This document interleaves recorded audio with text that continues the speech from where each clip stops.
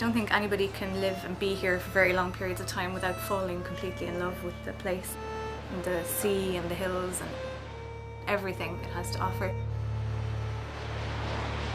The coastline here, there's no defence against the Atlantic Ocean. You have the winds hitting the ocean, sending the waves crashing up to us for thousands and millions of years. It's much different compared to mainland Ireland. It's less built up, you're more out in nature. There's a romanticism. I mean, the Irish are not a shy people. We love telling stories. As a friend once told me, why let the truth get in the way of a good story?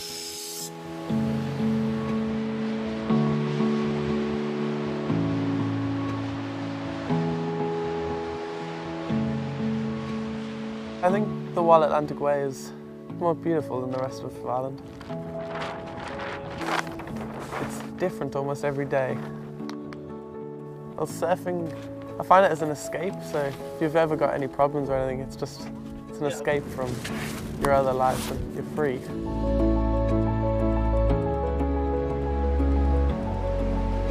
It's just the thrill you get from when you catch that good wave, you always want another one of them. That good wave can fix everything, fix your whole day.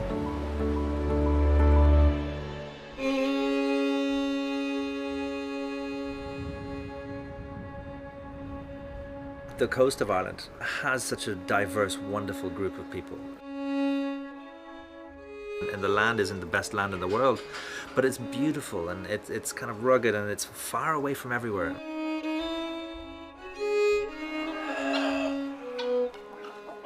Gabin's always been a farm. There's never been a business plan, there's never been a structure. We've always, I suppose, just continued to do what we do here. Is this sort of field to fork food. We have the grass, which the cows have, that makes the milk produces the cheese has the curds and the whey we feed to our pigs. Those pigs become all the charcuteries. We make a variety of sausages and salamis and cured meats. These we can send to the farmers' markets. I think the Ireland of old, the meat and two veg, I think we still need to embrace our origins. You shouldn't mess with something that you've already got right. It's amazing to make a food that is seen as a challenge and a satisfaction, I suppose, of making a food that some people will consider quite unique. It's humbling and honourable. To be on the Wild Atlantic Way and have the ability to have an all-year-round business, we're very lucky. Of all the people I've grown up with that may have travelled the world, so many of them come home. I mean, in the end, you know, your home is your home. I could get soppy, I could get emotional about it, but I think there is an overwhelming pride in being Irish. Hello, Jesse, how are you? Living down here is a wild thing. It is remote. Breathe easy, my love. We're kind of battling against the elements half of every year, you know. The weather has a huge effect on us here. It becomes a spiritual connection. Certainly it did for me. It's been a huge part of where I've come from with music for the last 2-3 years.